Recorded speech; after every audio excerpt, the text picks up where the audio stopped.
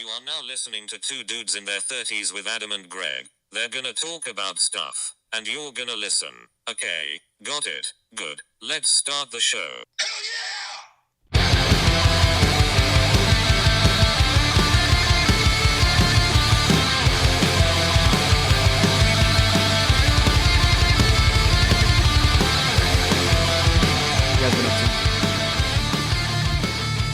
Just trying to sell stuff, for the big move. Oh yeah, I saw the bike is going again, huh? He's gone, man. He's gone. Second time bike sale, huh? Yeah. Yeah. It's cool though. It's kind of like a Southern California bike anyways, so the kid really liked it. Gave me what I wanted for it, so. Where did you put it up? I put it up on Craigslist. This kid responded within a day. We met up and he had the cash in hand, so shed a little tear, but it's all good. I mean, you can't have that much stuff to come back with, do you? No, not a ton. We've been thinning it out and selling stuff, and I feel like whatever we can pack into my wife's Honda Element, we're gonna look like Beverly Hillbillies coming over the mountains and whatnot. But when do you officially shove off? Do you know? Yeah, we're gonna be leaving on April 13th, I believe. Oh wow! We try to take 3 weeks and hit up a bunch of national parks. Cool. Kind of meander back. Yeah, that's good. You got to come home and then go back out to Rochester, or are you going to just stop there and then continue on? Yeah, we'll come home. Been looking for an apartment to kind of rent for maybe a 6-month lease or something like that back that way. Start with that and then go from there. Yeah, kind of figure out what we want to do. Yeah. I feel like once winter comes, I'm going to want out. Yeah. You guys still getting snow, right? You just got another snowstorm? Yeah, last week it snowed again, and then they're saying there's a chance that we could get some more next week again, but I don't know. It looks like it might miss us, hopefully. I don't know. It's just crazy. Over it. It's cold here today. Yeah. It's so it's March 17th, St. Patrick's Day, and it's I don't know. It's 30 degrees, but I think it feels 15 because the wind chill or something like that. So. Wow. You guys do anything wild for St. Patty's Day? Nope. We went and got haircuts this morning. Cool. That's about it. Yeah. And some dude next to me was like, "Oh man, I'm gonna go get some beer and chicken wings." I was like, "Oh, beer and chicken wings sound so good right now." So maybe we'll go out and get some. I don't know, get some food in a little while. Were we living together that one year that some of us went out at 8 a.m. or something, and we were out for the entire day? I don't think you came with us, but did you come with us or no? No, I just remember you and Pat and Helmet and maybe Eric coming back. We did we did a full day's worth of work. It was we parked the car. I think we took a cab down to where we ended up going, and we spent 9 to 5 there, inside. So when we walked outside, it was the sun was so bright we had to shield our eyes because we'd been put in we'd legit put a full day's worth of work in there just drinking, standing on our feet the entire time, and then then we got a ride back. Was that the time that Pat climbed up the balcony outside? Yep. Yeah, he was trying to open the door, and for whatever reason it was locked. The chain was on. The chain was on. Yeah, somehow it ripped. No, yeah. So the chain, door jam apart. Well, no, the chain was on, and he couldn't get in, and so I just ripped the door. I ripped the whole casing right out. I don't even know. Yeah. That was crazy. I think that might be the same night that you drop kicked the closet door. I actually, So we took a ride. We got our cab back. Luckily, didn't drive, didn't do anything stupid like that. We got pizza, and we passed out. I think I went to bed at 8 o'clock or something like that, and I actually slept till 8 the next day, and then pretty much felt fine, which is crazy considering that we just drank the entire night. The last thing I can remember, worth of work in. we put a full day in, for sure. The last thing I can remember is kissing Pat on the lips and like just like going to bed. That was weird. But Yeah, that's weird. anyway, That's funny as heck, though. yeah, and today, like now, St. Patrick's Day is trying to get like pictures of the kids, like to just get Lucas to stand there and smile and like say cheese like 1,000 times. And then we went out to grab like a very early dinner so we could avoid people. So we went out at like 4:00. But yeah, That's funny. so that's about it. That's about as crazy as it goes. I may drink a beer, I may not. I'm pretty tired, so maybe have a little bowl of ice cream. That's about it. Stage in life now, you know. Yeah. Yeah, I don't know. I couldn't do the full day thing anymore. I mean, we got a couple of I got a couple of things coming up, but like I got about 2 days of good drinking in me per year now. So we go to Providence in May. That'll be fun. That'll be a fun day. And then good thing we got tickets quickly because it's already sold out. That Under Oath concert in Providence is completely sold out already. So, and then I'm going to Vegas in September for a bachelor party. So that'll be interesting. That'll be good. You can already hear like the sigh, the deep sigh in my voice. Like that'll be good. Yeah. Who's getting married? Liam. Oh wow, that's gonna be interesting. That's October, gonna be a real interesting bachelor party. It'll be good. It'll be fun. We'll have a good time. Yeah. So what else is new with you guys? Anything? Just kind of trying to plan out our route for kind of the road trip, and now just laying low. Yeah, laying low the next few weeks. Yeah. So my birthday was yesterday. It's weird though. I was gonna ask you, like, is it maturing or cynical or both to like get to your birthday at 34 and be like, yeah, you know, whatever, it's fine. Like I don't really care that much. Yeah, at this point in our life, we've had all the, I guess, good birthdays. You know, we've had our 21st and you know, our 16th, we get our license and whatnot. And you know, your 30 is still fun, but after that, I don't know. At work, I was like, just skip it. I don't care. You don't have to do anything. I'm good. You know, so kind of on to the next day. So it's all good. Every day's good now. It's all, you know, I don't, you know, whatever. It's fine. Another year. Yeah. But I guess, I mean, 34. So 2 dudes in their 30s, still in their 30s. Another year, plenty to go. So, so it's all what happens when we turn 40? Is it going to be one dude in his 40s, one dude in his 30s? Maybe. I don't know. We'll see. Let's make it to the next week as opposed to thinking 6 years ahead, but we're good. All right, hold on one second. Okay. Teresa's knocking at the door, does not have a key. Okay. Go get her in. Oh, there's the dog. You here? Yeah. Mama's home. Lucas is in the room next to him. I'm surprised he's not. He's still awake. I'm surprised because he's like his stomach hurts. He's having a bad stomach day. So we can't talk about poop again for the second straight week, but his belly hurts. So that's all I'll say. It's been an interesting day, but hopefully he doesn't have to do samples. I don't think so. It's all good. So you want to talk about our guests this week? Yeah, so this week we had this really cool couple from Millennial-Revolution.com, Christy and Bryce. They're from Toronto, Canada. Toronto, California. Yes. Yeah, just stuck in California mode. So Toronto, Canada, and they realized that buying a home might not be the best investment when you're in your 20s and 30s. So they have a really cool story, and they're going to kind of share that with us. So I guess they sort of shun the get married, make money for a down payment and buy a house kind of deal. I guess you'll hear them talk a little bit about that once we get into it too. But yeah, they decided to, rather than do that, they decided to invest and they hit it good quickly. They were able to basically retire, like the youngest people in Canada to retire, live off of like 4% and follow that 4% rule, which we'll kind of talk about too. And now they're just kind of traveling the world. And we had a good chat with them. Interesting conversation. I feel like I need to do like a quick disclaimer, since every episode we've had so far has been very much PG-13. Some of the language and the topics in this one do go to a different rating.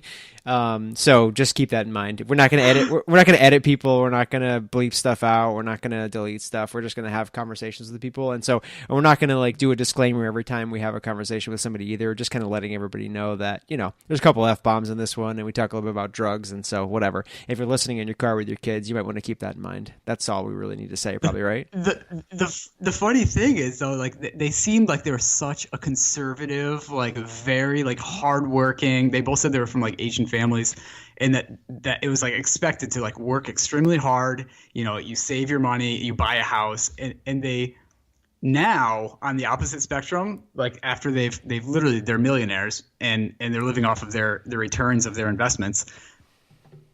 Like they are opening up and coming out of their shells and kind of experimenting and trying, just living life without any kind of expectations or rules that they're supposed to do. So that I think was the coolest part about our conversation and talking with them and meeting them. So cool.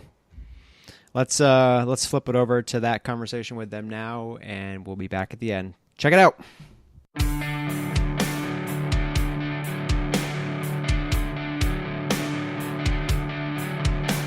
Hello. hey, how's it going, guys? Good. Good. Wow, you have like mic set up and everything while you guys are taking this seriously. I was talking to we did an interview with Mad Scientist, and I was picturing that he had like a setup like this kind of thing. And after the interview, it just turns out he was doing it on his iPhone. He's like, I have a $6 like iPhone mic that's connected to my phone. And I'm like, boo. Yeah, we just started this thing off, but we're trying to take it seriously, and we want to see where this goes. Awesome. Sure. Awesome. Yeah. So this is my buddy Greg, by the way. This is a couple I reached out to. Where are you guys at right now? You're in Spain? Yeah, we're in Spain. We're at the Canary Islands off of the coast of Africa. So wow. It's the most southern part in the EU, and it's like, Yeah, we're supposed to be Canadian, but after we started traveling, we turned into giant wimps. So now we just like run away whenever there's a single snowflake hits our forehead. We're like, no, we gotta go. Yeah, we're on like a beach right now. Like it's I don't know where are you guys situated? So Greg, you're in upstate New York. That's where I'm from also. Uh-huh. But I'm the same way. I hate the cold weather. So my wife and I moved out to Phoenix, and then now we're out in San Diego. So. Good call. Good call. Yeah, I'm in here in Albany, New York. We got 12 inches of snow a couple days ago. So, but it's all good. Well, that Brave sounds man. awful. Brave man. Yeah, That sounds awful. It's not great. Good.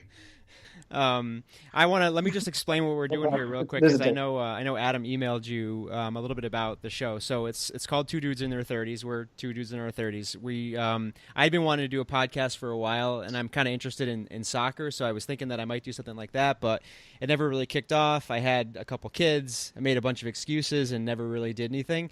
And then more recently, I was like still listening to more and more podcasts, and I really like the interview podcasts where people just talk to random people, like Joe Rogan's podcast, or Mark Maron, or I've heard some different ones like entrepreneurial or investing kind of ones. And so I reached out to Adam. We've been friends for a long time, and we're like, why don't we just try to start this? And so it really started off him and I just kind of talking, and we were trying to figure out like where it was going to go. And then quickly after the first like couple of shows, it turned into, maybe wanted to talk to people that were either entrepreneurs that were sort of living their passions, doing sort of the non-traditional, not 9 to 5, or just kind of finding things that really were interesting to them. So we've talked to people that were like a husband and wife that are traveling the U.S. in a van right now and like trying to like make money through social media. We've talked to a buddy of ours who's like a photographer for National Geographic that travels around Africa doing stuff freelance. Another buddy of ours who started a business. We're going to be talking to a couple musicians coming up who are sort of entrepreneurs in their own right. So we're kind of bouncing all around and just trying to talk to interesting people who have interesting stories. I know Adam found you guys online through a couple interviews that you did, and he was like, wow, we definitely need to try to talk to these guys, and luckily you responded, so here we are. Awesome. Cool. Was that Travis by any chance? The guy who's traveling around the van in his No, it was a couple. Adam and Vanessa from Create Wonder is their website. Oh, okay. Yeah, it seems like a lot of people these days are doing like the whole van life thing, and I get it. It's awesome. You have the freedom and the ability to go around and travel, and you have like a little kind of home you can take with you. I totally get that. So yeah, it's a combination of nomadicism and the Great American road trip kind of thing that you guys have. I guess. Exactly. Yeah. You guys want to kind of kick us off on your backgrounds? You want to share your story a little bit, and I'm sure listeners would absolutely be inspired and thrilled to hear it. Sure. Okay. So we're both from Toronto, and so we were working our typical 9-to-5 jobs. We're both computer engineers. And then for a while we were doing that FOMO thing because Toronto has a very hot housing market. So all our family and friends were pushing us to buy a house. We were actually saving a lot of money up to buy a house, and that was kind of the dream. But then my work started getting worse and worse, and it was constantly stressed out. I was constantly working 40, 60, 80-hour weeks. It got so bad to the point that one of my coworkers, he actually had but he collapsed and almost died at his desk. Oh, God. And he had to be rushed to the emergency room. Yeah, it was really bad. And they said that if he had been rushed just half an hour later, he would have died. Wow. It was that bad. Like they had to cut open they had to have emergency surgery right away. And then that was the point where it hit me. Like, I can't just be doing this forever. I can't just be buying a really expensive house and then paying off a mortgage and just going about my day and then dropping dead at my desk. And what happened with him was that, he something like this life-changing thing happened to him. And I thought he would, stop working, taking some time off, maybe go on disability leave or something like that. But he ended up coming back to work just 1 week later, like nothing had happened. Like, yeah, I'm fine. I'm going to just go back to work and then work crazy hours and nothing changed. And at that point, I started to think, wow, like this is the life that everybody has accepted. And I've really bought into it and I want out. I don't want to die at my desk. I don't want to live a life full of regrets and realize what could have been. So then we started looking into, okay, so let's not go buy the house and be in massive amounts of debt. Let's see what else we could actually do from there. What are our options? Right. So then we started looking into how to invest the money instead. And we started finding blogs like Mr. Money Mustache, JL Collins, NH.com, which is Jim Collins' blog about investing, and learning how to put together a portfolio of index ETFs and how to then turn that into passive income that you can then live off of. And this is all money. I'm sorry that you guys have been working and striving towards like putting on a down payment of a house over like a period of years, right? Oh yeah. By the time and the thing is, the housing market it was doing that thing where you would save 50 grand and then all the houses were now 50 grand more. I mean, Greg, you live in New York, you know what I'm talking about. So we started learning how to do all that, and at the time we made this revelation. It was like 2012. We had already saved up about $500,000 at the time, and we were going to dump that all into a house. And then we kind of went, oh, gee, why don't we do this instead? And then we ran the math and we realized that if we had bought the house, we'd be in debt for the next 25 years. But if we invested it properly and kept saving, we could be retired in 3 years. So we're just kind of like, well, that's a no-brainer. So we did that instead. And as a result, when we retired, I think we pulled the trigger and left our jobs at like 31, which made us the youngest people in Canada to retire ever. That's awesome. Like, how did you learn the basics and the principles of investing? Obviously, you didn't listen to like, your broke cousin or something like that. You started reaching out to people that knew what the hell they're doing and found out ways to invest your money and make it work for you. So you want to kind of dive into that a little bit? Yeah, sure. I mean, like we both did a lot of reading. We read a lot of books about investing. Jim Collins' blog is really good. He talks about the merits of index investing, which is his investing series was really helpful in that. Which is basically the idea that instead of investing in any individual stock, you invest in the entire index, meaning that you invest in all stocks all at once. And then so that way you can't actually have the index go. The index can never crash to zero because every stock will never crash to zero. So that gives you like a basic kind of floor of how low that it could ever go. And then because you're investing in every stock, it doesn't actually matter which companies do well and which ones do poorly. As an aggregate, the entire stock market always goes up. So that was the basis of how we started investing. And then we had to combine that with things like modern portfolio theory to try to figure out how to say, like, okay, how much of the index do you want to buy, how much bonds do you want, and then how do you balance the volatility and the returns on that. So there was no one resource that told us do this thing exactly. There were lessons that were kind of like all over the place, like lessons in like this blog or like this book or listening to this podcast.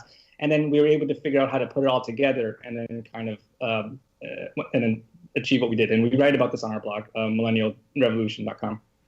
Awesome. So I guess like over a period of like 5 years or so, you saved up $500,000, and then from there it started to snowball and get a lot of traction. You said you gained like $1 million in the bank at one point and decided, okay, we can now quit our jobs. Like we can live off the investments and the returns, and we literally don't have to work anymore, right? Right. So in retirement planning, there's this thing called the 4% rule, where if your living expenses equal to 4% of your portfolio that you've amassed and invested, you have a 95% probability of having that able to last you for forever, kind of thing, right? So that's a basic rule that you can use out what's your finish line. Mm-hmm.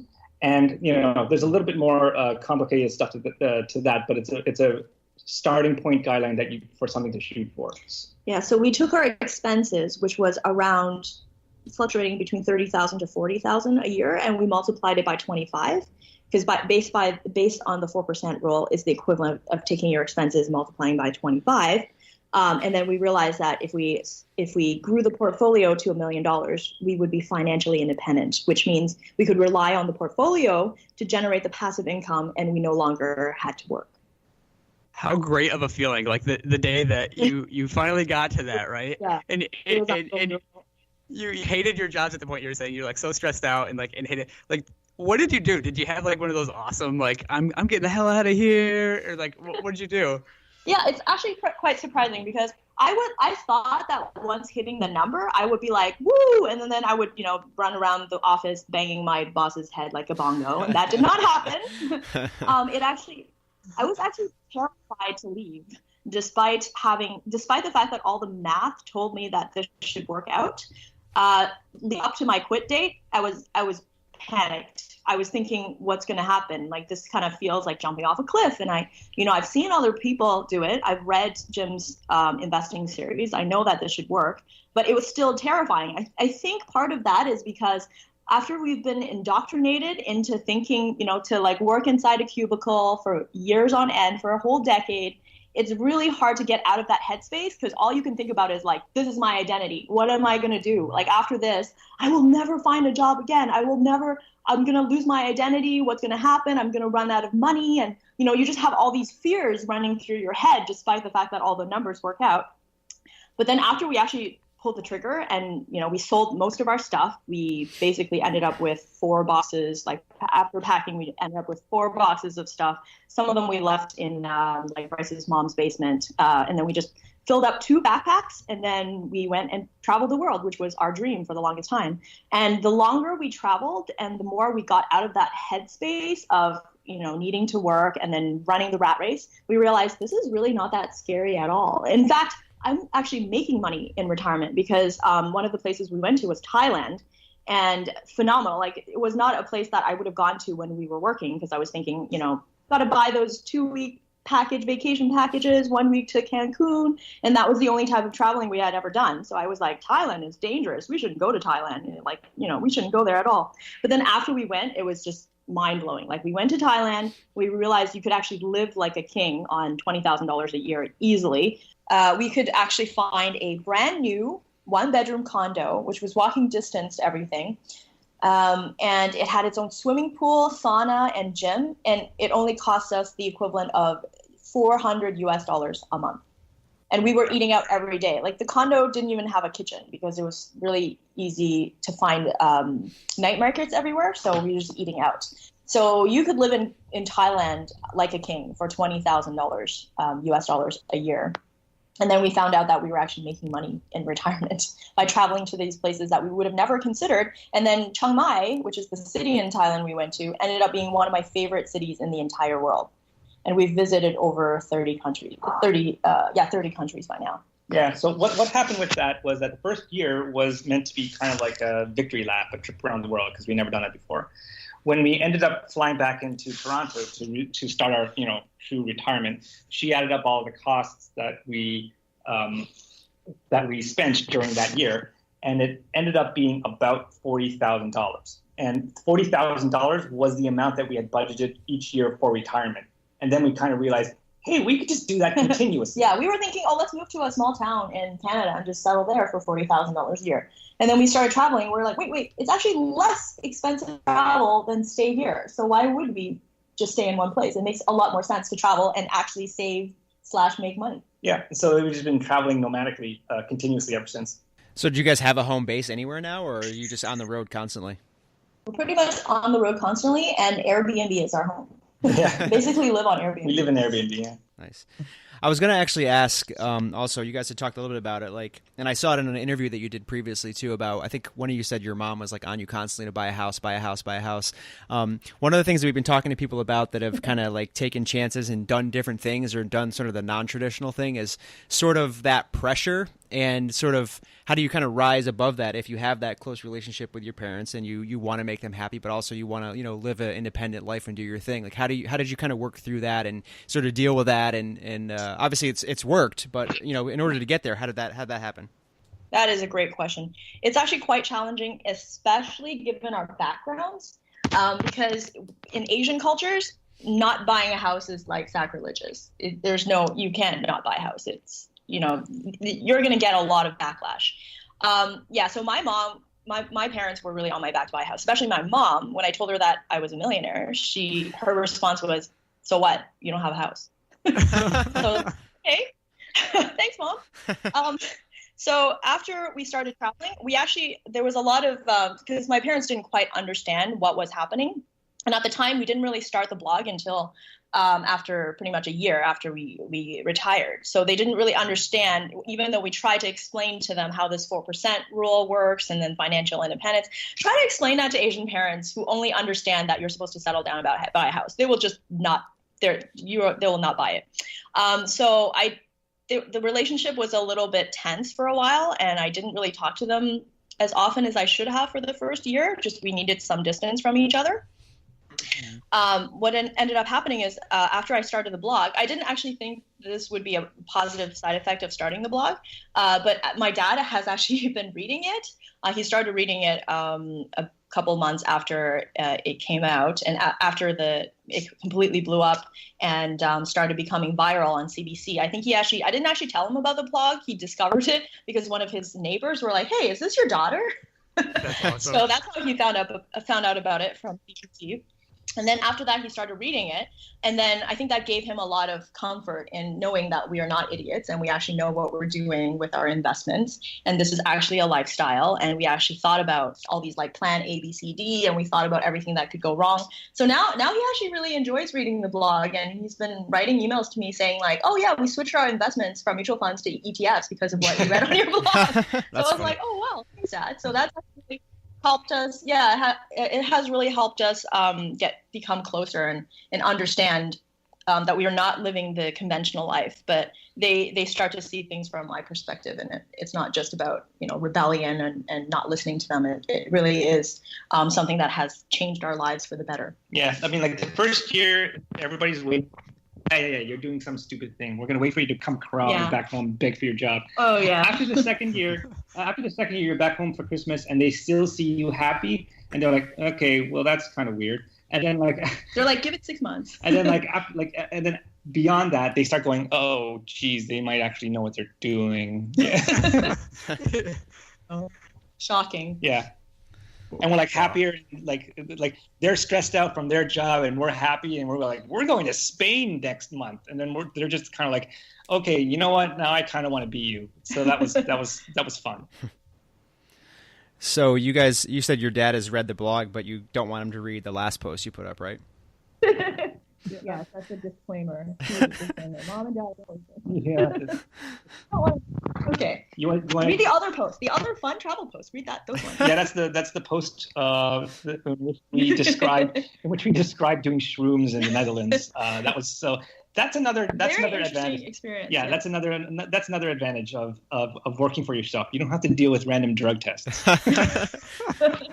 that's one of the best parts about becoming financially independent, is that you do become open-minded, and then traveling makes you more open to new experiences. And that's not something that I would have ever even thought about when I was working. I would have been like, no, drugs are bad. Don't ever try experiment anything. Don't even smoke weed. That's terrible. Like, that's evil.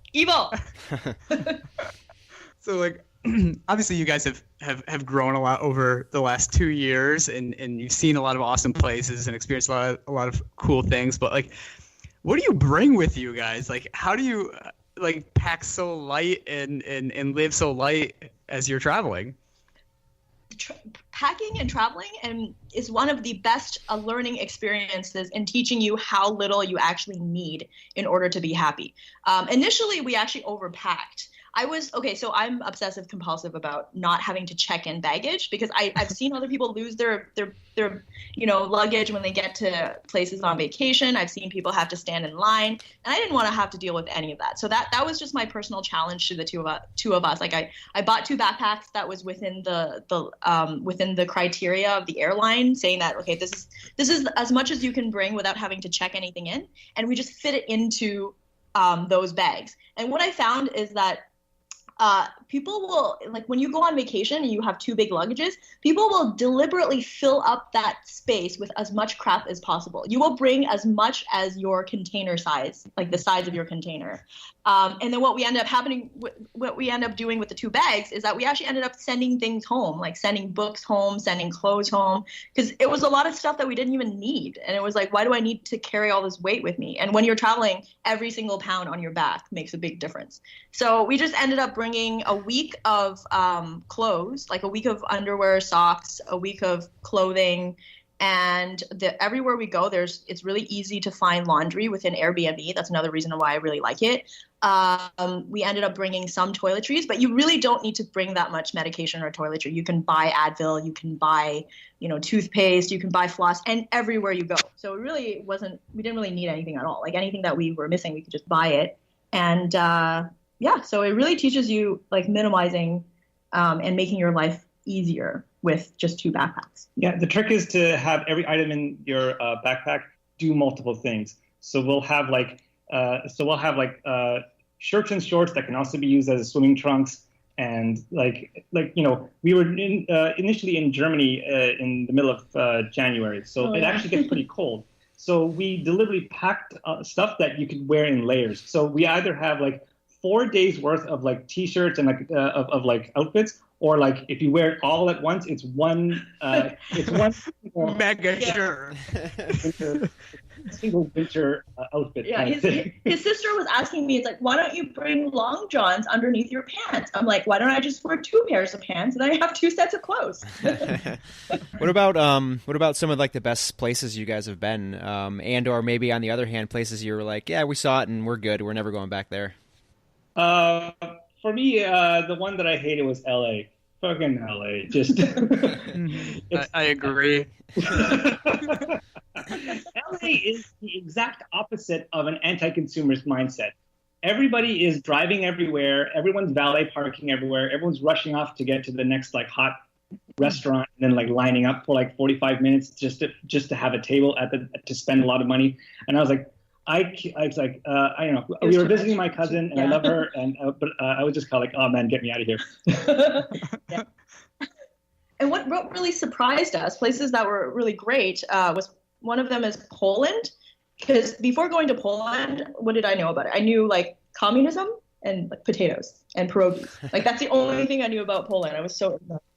And then when we actually went there, it was like, wow, it has a lot of really nice hiking trails, lots of nature. We went to a place called Zakopane, which is the mountain range. This is a city near the mountain range between Slovakia and Poland. And it had this glacial lake that you could walk to. Yeah, it looked like surrounded by mountains. It looked like Banff. Yeah, or Switzerland. Really beautiful. It was beautiful. Yeah, it was beautiful. And for a fraction of the price. I mean, like... Oh, yeah. And Poland was so ridiculously affordable. Like, very high standard of living because it's got European standards.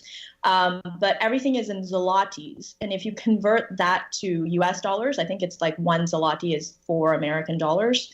So you just take all the prices and you divide by 4. And in Canadian, you divide by 3. And so everything was like, let's say you ate I don't know, like a meal would be less than $5 easily. Yeah, it'd be like, the bill would come out to be like $4. the bill would like come out to like 15 zlotys. Yeah, like less that. than 15 And then we're just kind of like, hey, that was $4. And then we got to eat gelato everywhere, and the gelato were super cheap, like 2 zlotys. Yeah, for a that's like 50 gelato. cents. I mean, like, So yeah, it's very. There was like a lot of ethnic food, which surprised me, and also the Polish food was really tasty as well. What did we eat? We ate like pork hock. We ate like a Polish sour soup, which was really tasty. Yeah, surprisingly tasty. Like you don't think much about like you just think Polish food is just like pierogies, but no, it's actually really really good and really really cheap. So Poland we really liked a lot, and of course Thailand. That's awesome. Do you guys have any like crazy stories, like mishaps, like anything like that you could share? Oh yeah.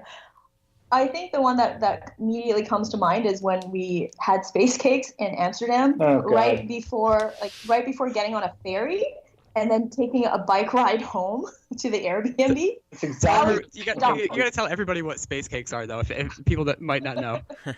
Yeah. So it's basically a pot brownie. It looks very innocent, just like a regular brownie, but there's weed in it. But the difficult thing with pot brownies is it's very difficult to control how much you put in it, because it could be like, depending on how you actually bake it, it could be one side has a lot more pot than the other. So it's very difficult to like figure out how much you're actually getting.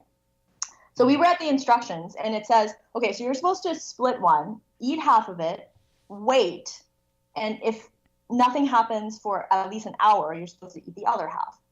Yeah, we didn't do that. Yeah, we didn't. We're like, oh, wait an hour. We're like, oh, I'm getting really impatient. I don't feel anything. So we like ate the other half. We're like, yeah, okay, I think we feel good. Let's go home. Let's go on the ferry. Let's grab our bikes. And then I mean, like, so I think like it was imbalanced on one side. Like all of the weed was on one. I think you got way more of it. This podcast is going in a direction that typically does not go. But anyway, it's all good. I got all of it, and then she got like none of it. So I like flipped out. And I thought that we would like never ever get home, and I thought the skeros were trying to kill me. It was really bad. Like I couldn't operate the bike. He fell on his head. He was like, "Oh my god, what's that?" I regret nothing. He kept saying, "We're never gonna get home. We're never gonna get home." Yeah, I regret nothing. Yeah, don't ever eat space cakes and try to ride a bike. It's not gonna happen. Yeah, usually we talk about finances, but somehow this turned into talking about drugs and making fun of LA. Yeah, exactly. It's funny. We did best interview ever.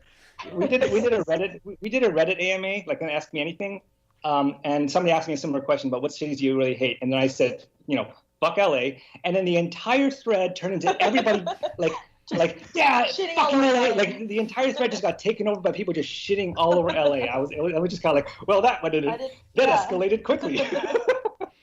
Oh my god, that's awesome. So, what advice? We'll bring this back. Turn hard. Questions. What advice would you have for young adults just starting their careers, with their finances? Well, first, don't do drugs. Yes, drugs are bad. Very, very bad. Do them after you. Leave more for us. Just don't do it. Do them after you retire. But second of all, there is a lot of bad financial advice out there, and the traditional kind of, go get a degree, get a job, depend on your employer for everything, and then buy a house. Two kids and a white picket fence, and this kind of stuff is great advice for people in the 1970s. That doesn't work for millennials anymore. Nobody has a job until they're 65 anymore. Yeah, the pension until you're 60. Get a really big pension and retire at 65. That's not realistic. The idea of owning a home and paying a mortgage off for 25 years is based on the assumption that you will have a job for 25 years, which you and me both know is laughable. Like that may have existed for our parents, but that doesn't exist for us. Like jobs for us last 5 years tops, right? And this kind of stuff.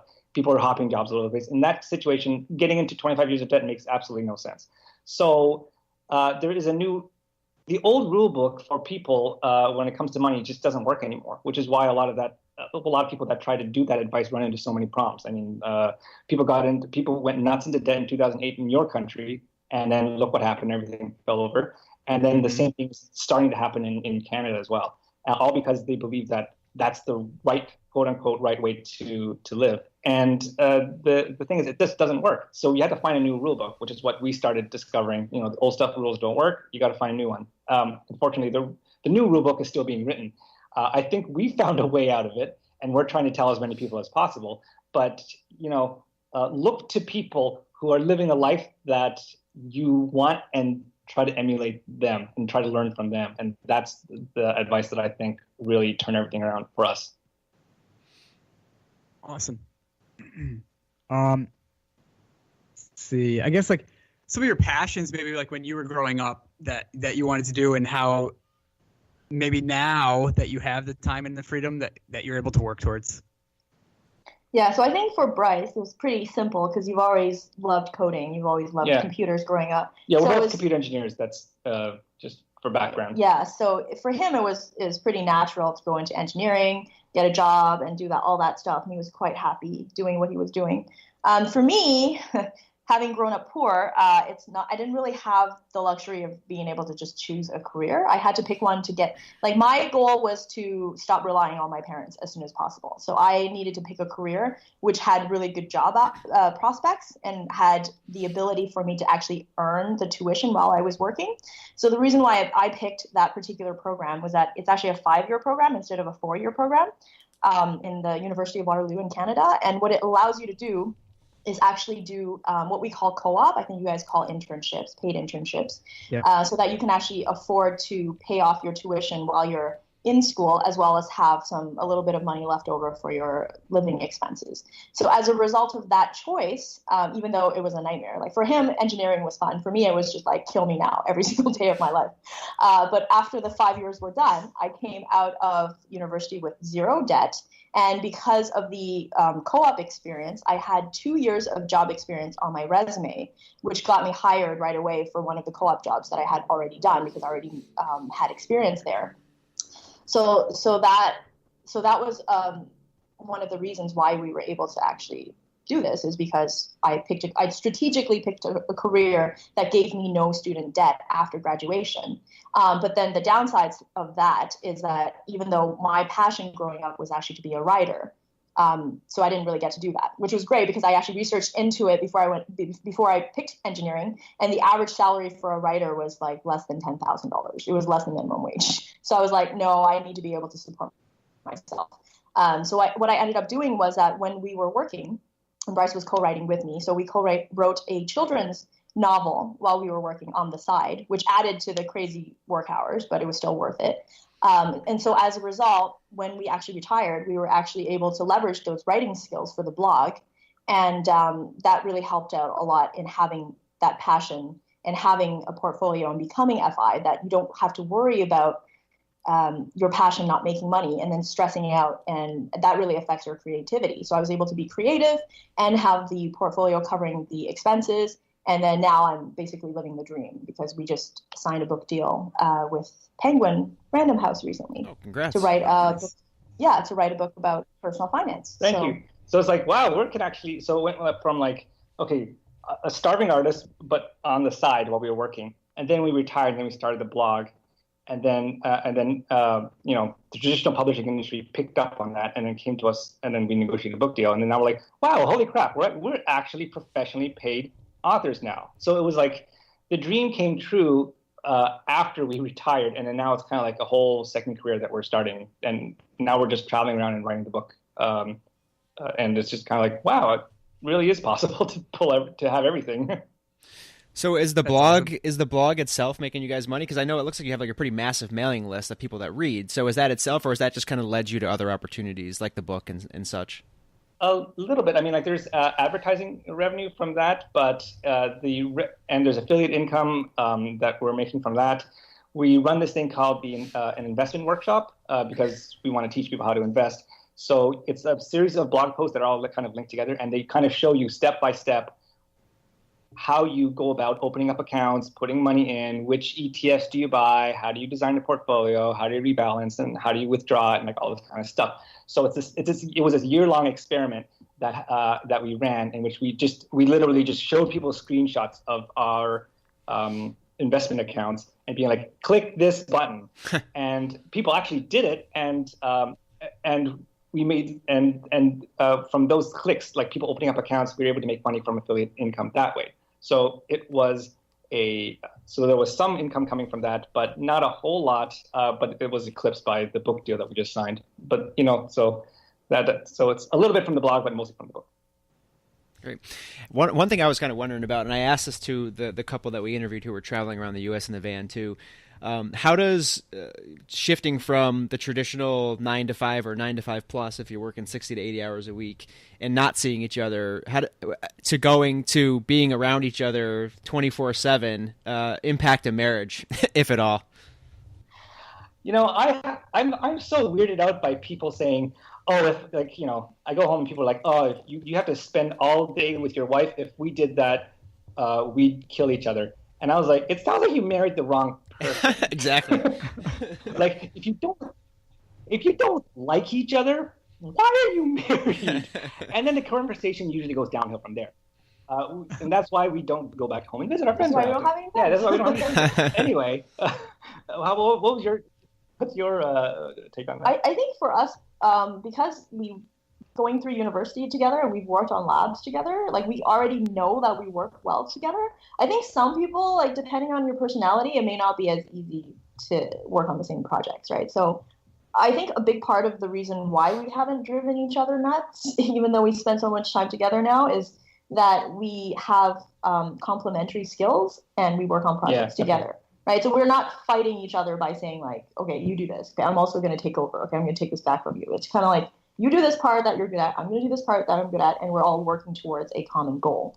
So that helps a lot, because otherwise, without something to work on together, you could end up, getting bored or fighting with each other, whatever it is. So for us, that was instrumental. And when we were working, remember we were also writing the book together.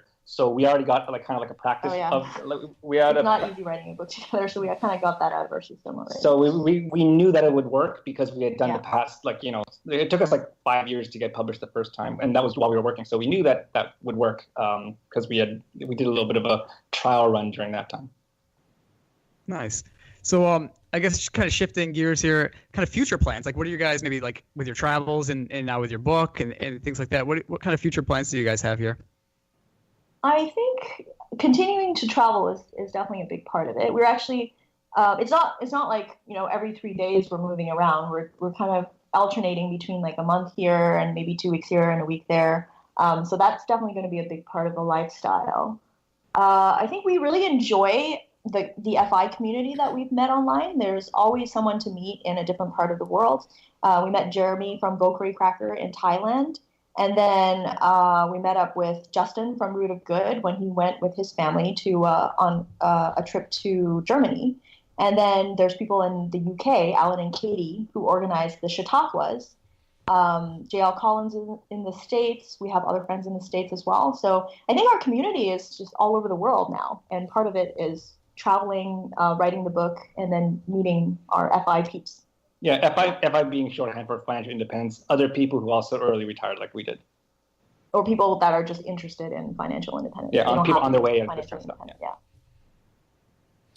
So, where can we talked a little bit about the blog? Where can anybody find out your work and connect with you guys to read a little more about what you're doing? So our blog URL is www.millennial, that's with 2 N's, -revolution.com. So feel free to go on our site, leave a comment. We're always responding to comments on our posts. You can also find me on Facebook. So facebook.com/Millennial-Revolution blog. I usually answer questions from readers there as well. You can also email us, firecracker.revolution@gmail.com. And this information is also in the contact section of our blog. And we're also on Twitter as well, firecracker_red. Awesome. Hey, we really thank you guys for your time and just appreciate your stories. Your personalities are excellent. Like, you're so upbeat and positive, and like it's contagious. Honestly, your story's contagious and people need to hear it. So we really appreciate your Adam hasn't been this excited in years. So no, I think it's because something you can connect with. Like my wife and I, obviously, we want to have that same financial independence and want to be able to travel and do the things. So it's just cool to hear your story and to be inspired and encouraged at the same time. Thanks. I mean, like we also know people who just kind of like cut loose from the 9 to 5 and start traveling, but they're just kind of like hoping that their freelance work will support them on their way, and that's a really risky thing for us to even consider. We're normally very risk averse people, so it was very out of character for us to do this. But the whole understanding how to invest and understanding how all the math works behind financial independence takes away that risk, right? I mean, like if you're passively making as much as you need to live, then you can do all sorts of like you can just quit your job and do whatever you want. You can start a business, you can write a book, you can go into Netherlands and do shrooms with us. I mean, like those things that we would normally have dire consequences. Would have dire consequences, just don't have those same consequences anymore. It's awesome. I mean, I never thought that we would have a life like this. Thank you, guys. We really appreciate your time. No problem. Thanks, problem. guys. Thanks for having All us. right, guys. Absolutely. Thank you so much.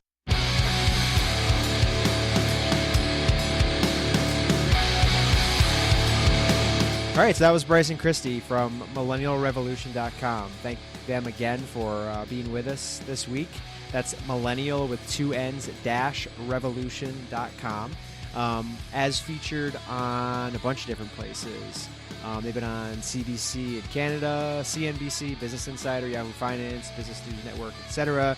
You can check them out on Facebook as well. Just do a search for Millennial Revolution. And if you want to read more about their story, again, they have a blog that they put posts up 3 days a week. You can join their mailing list and just kind of hear how they did what they did. So really cool story. Yeah, thanks for checking us out again. And as always, check out our social medias. We got a lot of things going on those. And yeah, we'd love to hear from you guys. So 2dudes30@gmail.com. Email us if you have any questions. And yeah, that's it for this week. As always, we'll see you next week. And here's Enigmatic Heart. See ya!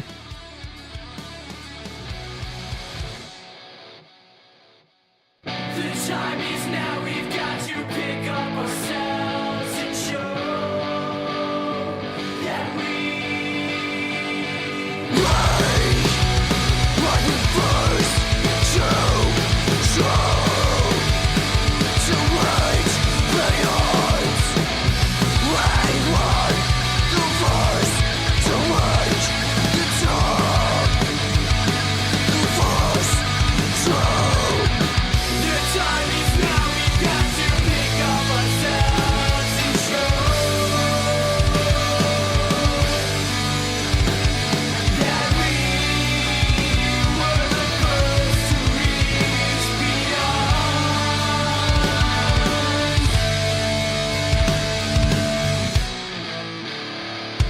Show us the way that we have to go.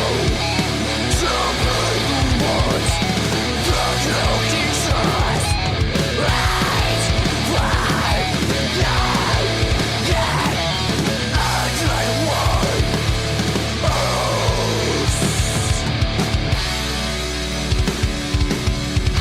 show us what we need to do to achieve. Tell us safe to reach the one near impossible feat.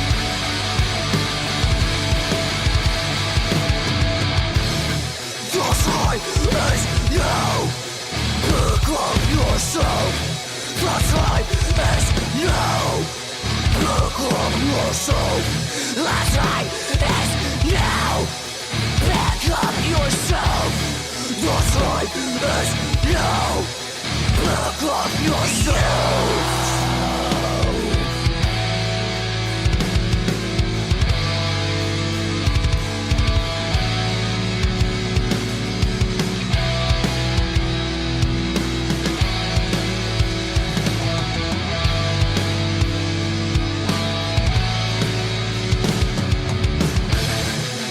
time is now.